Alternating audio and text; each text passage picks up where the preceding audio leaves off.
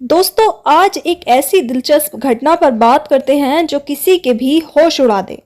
कहानी शुरू होती है एक लड़की की शादी से, जिसकी डेट कल तय थी, लेकिन बारात अजीबोगरीब तरीके से आज ही पहुंच जाती है। लड़की के घर वाले चौंक जाते हैं जब उन्हें पता चलता है कि बारात घर के करीब पहुंच चुकी है। घर में अफरा तफरी मच जाती है क्योंकि शादी कल होनी थी और कोई तैयारी पूरी नहीं थी। अब सवाल यह था कि आखिर यह गड़बड़ी हुई कैसे। लड़की के परिवार वाले भागते भागते बारातियों से मिलने पहुंचते हैं और पूछते हैं, आप लोग आज कैसे आ गए? शादी तो कल है। लेकिन लड़के वाले जवाब देते हैं, नहीं, शादी तो आज ही है। यह सुनकर लड़की के घर वालों के होश उड़ जाते हैं। बाराती साफ कह देते हैं कि अब तो बारात लौटकर नहीं जाएगी, जो भी हो शादी आज ही होगी। लड़की वाले परेशान हो जाते हैं। वे कहते हैं, भाई, ये 100-150 लोगों की बारात है, हमारे पास खाने पीने का कोई इंतजाम नहीं है, आज ये सब कैसे होगा? पर लड़के वालों का कहना था, हम अपनी शान के साथ आए हैं, अब हमारी बारात का स्वागत आपको करना ही पड़ेगा। बस फिर क्या था, दोनों तरफ हंगामा और बहस शुरू हो जाती है। हर कोई सोचता है कि गलती आखिर हुई किसकी, तारीख किसने गलत समझी। अब सवाल यह है कि इस गड़बड़ी का हल कैसे निकलेगा। क्या शादी आज ही होगी या बारात को वापस लौटना पड़ेगा? दोस्तों, यह बात पूरी यहाँ खत्म नहीं होती। आगे की पूरी कहानी जानने के लिए वीडियो को अंत तक जरूर देखें। और हाँ, अगर आपको यह घटना मजेदार लग रही है तो वीडियो को लाइक करें और चैनल को सब्सक्राइब कर ले। आपके सपोर्ट से ही हमारा हौसला बढ़ता है। तो दोस्तों, यह कहानी है पटना जिले के एक छोटे से गांव की। गांव का एक लड़का जिसका नाम अमित था, उसकी शादी एक लड़की नीलम से तय होती है। शादी की तारीख 22 मई तय की गई थी, लेकिन लड़के वाले बारात लेकर 21 मई को ही गांव के पास पहुंच जाते हैं। बारात जब लड़की के घर से 4 किलोमीटर दूर एक बाजार में पहुंचती है तो वहां सभी बाराती इकट्ठा होकर बाकी साथियों का इंतजार करने लगते हैं। वे तय करते हैं कि सबके आने के बाद ही लड़की के घर की ओर बढ़ेंगे। इधर नीलम का भाई संदीप किसी काम से उसी बाजार गया हुआ था। वहां उसने बारात को देखा और पहचान लिया कि यह बारात उसके बहनोई अमित की है। उसने अमित के पिता और भाई को भी पहचान लिया। सबसे चौंकाने वाली बात यह थी कि संदीप ने उस कार को भी देख लिया जिसमें अमित दूल्हा बनकर बैठा था। यह देखते ही संदीप का माथा टनक गया। वह तुरंत भागते हुए घर पहुंचा और घर वालों को बताया कि जिससे नीलम की शादी तय हुई है वह लोग बारात लेकर कहीं और जा रहे हैं। घर वाले हैरान हो गए। पहले तो उन्हें समझ नहीं आया कि यह बारात कहीं और जा रही है या फिर उनकी ही ओर आ रही है। पूरे गांव में हलचल मच गई। परिवार वालों ने तुरंत गांव के प्रधान जी को बुलाया और उन्हें पूरी बात बताई। जब नीलम के घर वालों को यह शक होता है कि बारात कहीं और जा रही है तो पूरे गांव में चर्चा हो जाती है। कुछ लोग कहते हैं, हो सकता है कि लड़के वालों ने शादी की तारीख भूल कर बारात आज ही निकाल दी हो। फिर नीलम के भाई संदीप और गांव के 10-20 लोग बाजार की ओर जाते हैं। वहां से उस कार को घेर लेते हैं जिसमें दूल्हा अमित बैठा हुआ था। जैसे ही अमित इन लोगों को देखता है वह हैरान होकर पूछता है, क्या बात है, आप लोग इस तरह से मेरी गाड़ी को क्यों घेर रहे हैं? संदीप गुस्से में बोलता है, तुम लोग कहाँ शादी करने जा रहे हो? हमारी बहन की शादी तो कल है, आज बारात लेकर कैसे आ गए? अमित थोड़े असमंजस में बोलता है, क्या बात कर रहे हो? हम तो तुम्हारे ही घर आ रहे हैं और हमारी शादी आज ही है। आप लोग कह रहे हो कि शादी कल है, ये कैसे हो सकता है? संदीप ने कहा, तुम्हें याद नहीं कि पंडित जी ने जो तारीख तय की थी वह 22 मई है? इस पर अमित ने कहा, हमारे पास तो जो लिखा था वह गुम हो गया। अब संदीप ने अपने पास सुरक्षित रखे पंडित जी के लिखे हुए कागज को दिखाते हुए कहा, देख लो, यह 22 मई की तारीख साफ साफ लिखी है। दोस्तों, सन 2005 की बात थी जब शादी के निमंत्रण कार्ड कम ही छपते थे। उस समय परंपरा के अनुसार हल्दी की गांठ देकर निमंत्रण दिया जाता था, उसी पर तारीख बताई जाती थी। लड़के वालों के पास यह कागज गुम हो गया था, लेकिन लड़की वालों ने इसे संभाल कर रखा हुआ था। अमित के परिवार ने 21 मई को ही पूरे गांव में हल्दी बांट दी थी, जबकि नीलम के घर वाले 22 मई की तारीख के हिसाब से निमंत्रण बांट रहे थे। शादी की वास्तविक तारीख 22 मई थी, लेकिन गलतफहमी के चलते अमित के परिवार वाले 21 मई को ही बारात लेकर निकल पड़े। जब बारात बाजार पहुंची तो वहां पूरे गांव में हंगामा मच गया। लड़के वाले कहने लगे, अब जो भी हो गया, हम तो आ गए हैं, अब हमारा स्वागत करो और शादी आज ही कर दो। लेकिन नीलम के भाई संदीप और उनके रिश्तेदारों का कहना था शादी की तैयारी पूरी नहीं हुई है, मंडप सजाना है, खाना बनाना है, यह सब चुटकी बजाते नहीं हो जाता। गांव की महिलाएं भी बाजार में इकट्ठा हो गई। लोग दूल्हे अमित और बारातियों को देखने के लिए उमड़ पड़े। बाजार में पूरा तमाशा खड़ा हो गया। बारातियों की संख्या 100 से ज्यादा थी। इसमें बाराती, बाजे वाले, ड्राइवर और अन्य लोग शामिल थे। बारात लेकर आए अमित के पिता और रिश्तेदारों का कहना था शादी तो आज ही होगी, हम यहाँ तक आ गए हैं, अब किसी भी हाल में वापस नहीं जाएंगे, लड़की वालों को झुकना ही पड़ेगा। उधर नीलम का भाई संदीप असमंजस में था। उन्होंने कहा हम झुकने के लिए तैयार हैं, लेकिन झुकने से व्यवस्था तो नहीं हो जाएगी। इतने सारे लोगों के खाने और ठहरने का इंतजाम करना हमारी क्षमता से बाहर है। लेकिन लड़के वाले अपनी बात पर अड़े थे। उन्होंने धमकी देते हुए कहा अगर आज शादी नहीं हुई तो बारात वापस चली जाएगी, फिर शादी भी नहीं होगी। संदीप ने हिम्मत करके गांव के हलवाई को फोन किया और कहा बारात आज ही आ गई है, क्या आप 100-150 लोगों के लिए खाना बना सकते हैं? हलवाई ने तपाक से जवाब दिया अगर ये लोग उबले हुए आलू खा सकते हैं तो मुझे कुछ घंटों का वक्त दीजिए, लेकिन पूरी दावत तैयार करना संभव नहीं है। यह सुनकर संदीप समझ गया कि कोई हलवाई या खाना बनाने वाला इतनी जल्दी मदद नहीं कर पाएगा। उन्होंने कई अन्य लोगों को फोन किया, लेकिन हर जगह से यही जवाब मिला कि इतनी जल्दी व्यवस्था करना संभव नहीं है। इसी बीच बाजार में माहौल और गर्म हो गया। अब तभी दोस्तों संदीप का एक दोस्त होता है आदित्य, और आदित्य को संदीप फोन करता है कि यार जो शादी कल थी नीलम की वह तो आज ही बारात लेकर आ गए हैं, यहाँ पर बड़ी समस्या हो गई है, क्या करे कुछ समझ नहीं आ रहा है, तू ही कुछ बता, ये लोग ऐसे ऐसे जिद पर अड़े हैं। तो आदित्य कहता है अच्छा ठीक है, उनको तो 1 घंटे रोक किसी तरीके से बातचीत कर, वहां पर मैं कोई इंतजाम करता हूँ। तो संदीप कहता है यार 1-1 मिनट यहाँ पर काटना मुश्किल है, तू 1 घंटे की बात कर रहा है, कैसे भी करके तू जल्दी पहुंच। तो आदित्य कहता है अच्छा ठीक है, मैं 10 मिनट में बताता हूँ। दोस्तों कोई ऐसी समस्या नहीं थी जिसका उसके पास समाधान ना हो। वह 10-15 मिनट में वहां पर आ जाता है और बोलता है ऐसा है कि आप लोगों के हम रहने और खाने का इंतजाम कर देते हैं, शादी आज ही होगी। अब सारे लोग उसका मुंह तकने लगते हैं कि ये क्या कह रहा है। तो संदीप बोलता है यार क्या कह रहा है। आदित्य बोलता है यार तू शांत रह, चिंता मत कर, अब मैं आ गया हूँ, इन लोगों का इंतजाम मैंने एक होटल में कर दिया है, वहां पर यह लोग रहेंगे, वहां पर नाश्ता करेंगे, खाएंगे, जिसके लिए ये परेशान है सारे बाराती, और उसके बाद वहां जाकर इनसे बात करेंगे कि करना क्या है। दोस्तों एक होटल का उसने इंतजाम कर दिया था इस बीच में, और होटल से बात कर ली थी होटल वालों से कि ऐसे 100-125 लोग हैं, क्या उनके रहने और खाने का इंतजाम कर सकते हो। होटल वालों ने कहा हाँ हो जाएगा। दोस्तों उसके बाद उन लोगों को वहां होटल पर ले जाया जाता है। वहां पर सारी व्यवस्था थी, क्योंकि जो होटल वाला था उसने 2-3 होटलों के स्टाफ को बुला लिया था। किसी ने कुछ बना दिया, किसी ने कुछ बना दिया। इस तरह से नाश्ता तैयार हो गया। सारे लोग नाश्ता करके संतुष्ट हो गए और उसके बाद खाने का भी इंतजाम होने लगा।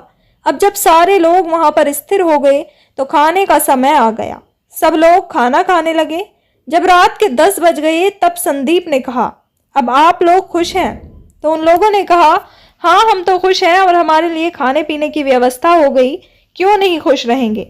फिर संदीप बोला ठीक है, जैसे आप लोग आए हैं और यहाँ पर सारी व्यवस्था हो चुकी है, अगर हम चाहें तो अभी लड़की को बुलाकर शादी यहाँ पर करवा सकते हैं, लेकिन आप लोग आए ही हैं पूरी तैयारी के साथ। हमारे घर पर देखो कोई नहीं है, रिश्तेदार भी नहीं आए, कल आएंगे सारे लोग, तो शादी कल ही होगी, क्योंकि आप लोग जब तक हमारे घर पर नहीं जाएंगे तो हमारी इज्जत कैसे बनेगी, कैसे लोग जानेंगे। तो अमित ने भी बोला चलो ठीक है, हमें क्या दिक्कत है, हमें तो जो चाहिए था वो मिल गया, लेकिन बाद में अगर कुछ मनोरंजन का भी इंतजाम हो जाता तो और अच्छा होता। फिर आदित्य ने कहा ठीक है, अभी हम मनोरंजन के लिए आप लोगों के लिए ऑर्केस्ट्रा का इंतजाम करवा देते हैं। जो सिंगर वगैरह होते थे उस जमाने में, तो वो आप लोगों के लिए इंतजाम करवा देते हैं। और आदित्य ने कहा आप लोग एंजॉय करिए और फिर कल बारात लेकर आना जैसे आज आप लोग आए थे। उन लोगों ने कहा ठीक है, कोई दिक्कत नहीं है। अब दोस्तों उसके बाद ऑर्केस्ट्रा का प्रोग्राम शुरू हो गया। जब सब कुछ सही ढंग से चलने लगा तो आदित्य ने कहा देख संदीप, सारा कुछ हो गया है, अब चल घर पे व्यवस्था देखते हैं, कल की तैयारी करते हैं। इन लोगों को एंजॉय करने दो। फिर आदित्य और संदीप इजाजत लेकर अपने घर चले गए। वहीं रात भर पार्टी चलती रही। सब लोग होटल में एंजॉय करते रहे। चाय, कॉफी और तमाम चीजें मिलती रही। कोई दिक्कत नहीं थी। लेकिन दोस्तों, जब सुबह हुई तो आदित्य और संदीप होटल के लिए निकल पड़े ताकि देख सके कोई गड़बड़ी तो नहीं हुई है। उस जमाने में मोबाइल उतने सामान्य नहीं थे और लैंडलाइन फोन ही चलते थे। कुछ लोगों के पास मोबाइल थे। जब वो होटल पहुंचे तो होटल के मैनेजर से पूछते हैं, क्या हाल है भाई? होटल वाला बोला, क्या हाल है यार, ये लोग तो इतने गड़बड़ हैं, ये लोग नशेड़ी हैं, इतना हंगामा किया कोई हिसाब नहीं। ऑर्केस्ट्रा चल रहा था और लड़कियों को देखकर बवाल कर दिया। किसी और के साथ ऐसा होता तो मैं पुलिस को बुला लेता, लेकिन मैंने सोचा घर की बात है तो कोई बात नहीं, जो इन्हें करना है करने दो। और फिर रात भर नौटंकी होती रही। आखिरकार इस परिवार में रिश्ते जोड़ने की बात की तो समझ आ गया कि यह परिवार ही ठीक नहीं है, लड़का भी ठीक नहीं है, सारे के सारे नशेड़ी हैं। जो लड़का है, क्या नाम है उसका, अमित, और वह सोच में हूं कि वह उठेगा भी या नहीं बारात ले जाने के लिए समय पर। अब दोस्तों, संदीप ने कहा, यार शादी तो तय हो चुकी है तो अब कुछ किया नहीं जा सकता। संदीप अपनी नजरें झुकाए हुए सारा कुछ सुनता रहा और फिर आदित्य ने पूछा, क्या कह रहे हो यार, शादी तो तय हो गई है, किस तरह का रिश्ता ढूंढा नीलम के लिए? तो संदीप ने जवाब दिया, क्या करूं, मैं तो मना कर रहा था, लेकिन पिताजी ने कहा कब तक बहन को घर में बैठा कर रखोगे, शादी तो होनी ही थी। वैसे भी मुझे यह शादी पसंद नहीं थी, शायद नीलम को भी नहीं, लेकिन अब क्या करे, शादी तो होनी है। फिर संदीप ने पूछा, ये बताओ बिल कितना हुआ? होटल के मैनेजर ने कहा, बिल की चिंता क्यों करते हो, होटल तो तुम्हारा ही है। आदित्य ने कहा, तू पहचानता नहीं इसको, यह रोहित है, मेरा छोटा भाई। संदीप ने कहा, अरे इतना बड़ा हो गया तू, 2 साल में। आदित्य ने बताया, यह जो होटल है मैंने इसे चलाने के लिए दिया है, पूरा बिल्डिंग रेंट पर लिया हुआ है और पिछले 6 महीने से यह चला रहा है, अच्छा खासा काम कर रहा है, यह सब इसी के बस का था। यह सुनकर संदीप को भी सुकून मिला कि कम पैसों में काम चल जाएगा। अब जब वो लोग वहां पहुंचे तो सारे बाराती सो रहे थे। करीब 10 बजे के बाद सब उठते हैं, नाश्ता करते हैं, कोई नहाता है कोई नहीं, फिर लंच करते हैं। क्योंकि जो उनके ड्राइवर थे जिनसे वो आए थे और जो गाड़ी के साथ आए थे, तो गाड़ी वाले रुके नहीं थे, वो तो उसी वक्त चले गए थे। तो रोहित ने कहा, आप लोगों के लिए बस वगैरह कर देता हूँ, आखिर आप लोग बारात कैसे लेकर जाएंगे? जो कार थी वही बस रुकी थी दूल्हे के लिए। तो लोगों ने कहा, हम कहाँ जाएंगे, अब वो लोग खुद लड़की लेकर आएंगे और यहीं पर शादी होगी।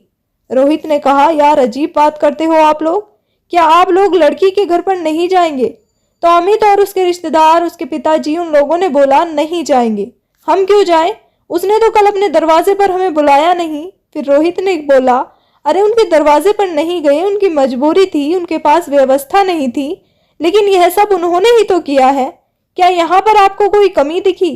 तो लोगों ने कहा, नहीं हमें कोई कमी तो नहीं दिखी, लेकिन हमको शादी भी यहीं करनी है, हम नहीं जाएंगे उसके घर।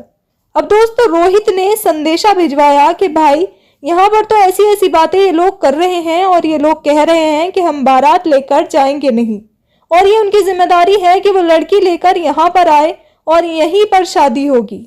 अब एक बार फिर से जो है लड़की के घर, नीलम के घर पर हंगामा मच जाता है। सारे लोग फिर होटल आते हैं धीरे धीरे भागकर, और जो औरतें थीं वो भी चली आती हैं। औरतों के बीच में छुपकर नीलम भी चली आती है कि जरा चलकर देखूं तो कैसा हंगामा हो रहा है, कैसे लोग हैं, इस तरीके से बवाल हो रहा है कल से ही। अब फिर सारे लोग जैसे बाजार में इकट्ठा हुए थे वैसे यहाँ भी इकट्ठा हो जाते हैं। फिर जो है अमित था, उसके पिताजी थे, सारे लोग ज्यादातर नशे में ही थे। तो वो लोग कहते हैं, भाई हम तुम्हारे दरवाजे पर नहीं जाएंगे, तुम लोग यहीं पर लड़की लेकर आओ, यहीं पर शादी करो, यहीं से दुल्हन की विदाई करो, यहीं से हम लोग लेकर जाएंगे। यह बात सुनकर लोग हैरान हो गए और जो नीलम थी वह रोने लगी। जब वह रोने लगी तो उसके पास जो संदीप का दोस्त आदित्य था वो जाता है और बोलता है, क्या हुआ नीलम, तू रो क्यों रही है? तो बोली, अब क्या बताऊं, मुझे पता नहीं ले जाकर कहाँ ये लोग डुबा रहे हैं, और मैं पहले ही मना कर रही थी इससे शादी करने के लिए, लेकिन अब यही है, देखो मेरी वजह से इतनी दिक्कत हो रही है। आदित्य ने कहा, तू रो मत, लेकिन क्या तू इससे शादी नहीं करना चाहती? तो बोली, नहीं करना चाहती थी, लेकिन अब क्या करें, मम्मी पापा माने नहीं, भैया भी मना कर रहे थे। आदित्य ने कहा ठीक है, अब तो शादी नहीं करना चाहती है, कोई बात नहीं, अब चल के उन सालों को बताता हूँ। फिर वो कहती है नहीं, आप कुछ मत कहना, नहीं तो अगर ये शादी नहीं होगी तो पिताजी को हार्ट अटैक हो जाएगा, कल से वे बहुत परेशान हैं। आदित्य ने कहा तू इसकी चिंता मत कर। इसके बाद दोस्तों आदित्य अपने भाई को, जो कि मैनेजर था, रोहित को बुलाता है और नीलम से और रोहित की मुलाकात करवाता है। रोहित से बोलता है देख रोहित, यह नीलम है, मैं इसको जानता हूँ और बहुत अच्छी है, क्या तू इससे शादी करेगा? रोहित कहता है भैया क्यों नहीं करूंगा, मैं तो कर ही लूंगा, क्योंकि आदित्य ही अपने घर में सबसे बड़ा था, उसके माता पिता नहीं थे, उसने ही पूरे परिवार को पाला था और अच्छी खासी जिम्मेदारी के साथ उनकी देखभाल कर रहा था, तो अपने घर का वही गार्डियन था। उसके बाद वह नीलम से पूछता है तो नीलम भी हाँ में सिर हिला देती है। इसके बाद वह संदीप को बुलाता है और कहता है भाई देख, लड़का ठीक है नहीं, और जो रोहित है मेरा भाई है, वह नीलम से शादी करने के लिए तैयार है, तो अब बता यह ठीक रहेगा कि नहीं रहेगा। अब संदीप जब यह सुनता है तो दोस्तों उसकी आंखों में आंसू आ जाते हैं। वह बोलता है यार तू इतना एहसान कर रहा है मेरे ऊपर, मैं कैसे चुका पाऊंगा, लेकिन हम तो तैयार है ही, तू रोहित से भी पूछ ले एक बार। आदित्य कहता है मैंने पूछ लिया है, यह दोनों ही तैयार है, अब तू जरा एक बार अंकल और आंटी से भी पूछ ले। तो संदीप कहता है उनसे क्या पूछना यार, वो लोग मना थोड़ी करेंगे। आदित्य कहता है तो फिर अब ठीक है, अब चल जरा अमित दूल्हे राजा से मिलते हैं। दोस्तों उसके बाद रोहित, आदित्य और संदीप, यह तीनों लोग उस हॉल में जाते हैं जहां अभी भी हंगामा मच रहा था। जैसे ही आते हैं तो इनको देखकर वो सारे लोग कहते हैं हाँ भाई क्या सोच रहे हो तुम लोग? आदित्य कहता है बस यही सोच रहे हैं कि कैसे तुम लोगों का नशा उतारा जाए। अब दोस्तों इतना सुनते ही दूल्हे अमित का एक जीजा बोला तू क्या बात कर रहा है, बारातियों का नशा कैसे उतार सकता है? तैसे ही दोस्तों उसे एक जोरदार थप्पड़ लग जाता है और वह बोलता है ऐसे उतार सकता हूं, अब तुम लोगों की खैर नहीं है। दोस्तों उसके बाद उसने पुलिस को भी इन्फॉर्म कर दिया था और तुरंत पुलिस भी आ जाती है। उनके सामने सारा माजरा सुनाया जाता है और यह भी कहा जाता है कि जो लड़की है वह अब इससे शादी नहीं करेगी। अब दोस्तों जब पुलिस सुनती है वह भी हैरान रह जाती है। वह कहती है तुम लोग कल से इतनी नौटंकी इन लोगों की बर्दाश्त कर रहे हो, अगर कल ही बुला लिए होते तो कल ही इन लोगों को धक्के मारकर भगाना चाहिए था। एक तो अपनी गलती से आ गए, तुम लोगों ने इतनी व्यवस्था दी और उसके बाद आज भी कह रहे हो कि आज भी यही करेंगे, आज भी ऑर्केस्ट्रा चाहिए और यहीं पर बुलाओ लड़की की शादी करने के लिए। अब लड़की जब इनकार कर दी है शादी के लिए तो लोगों की खैर नहीं है। अब तुम लोग बस इसी में भलाई है कि जो भी होटल का बिल है उनका सारा बिल अदा करो और उसके बाद जो भी तुम लोगों का जुर्माना है वह जुर्माना दो और फिर यहाँ से दफा हो जाओ। क्योंकि उन्होंने दूल्हे को भी देखा, उसने भी पी रखी थी, उसके भाई ने भी पी रखा था, रिश्तेदारों ने भी पी रखी थी। पुलिस वालों ने कहा तुम लोगों की खैर नहीं है। फिर दोस्तों उन्हीं पुलिस वालों के सामने सारा कुछ समझौता हुआ और उसके बाद वो लोग वहां से छुट्टी पाए, अपने घर गए बिना दुल्हन को लिए। और दोस्तों फिर एक हफ्ते बाद रोहित और नीलम की शादी होती है। आज ये दोनों अपनी लाइफ में बहुत ही शानदार तरीके से रह रहे हैं।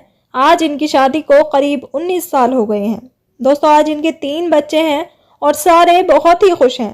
तो दोस्तों यह थी कहानी, आपको कैसी लगी कमेंट करके ज़रूर बताएं, और अगर अच्छी लगी हो तो इसी प्रकार की कहानियों के लिए चैनल को सब्सक्राइब कर लीजिए। वीडियो को लाइक नहीं किया तो लाइक कर दीजिए। फिर मिलेंगे अगले वीडियो में, तब तक के लिए जय हिंद।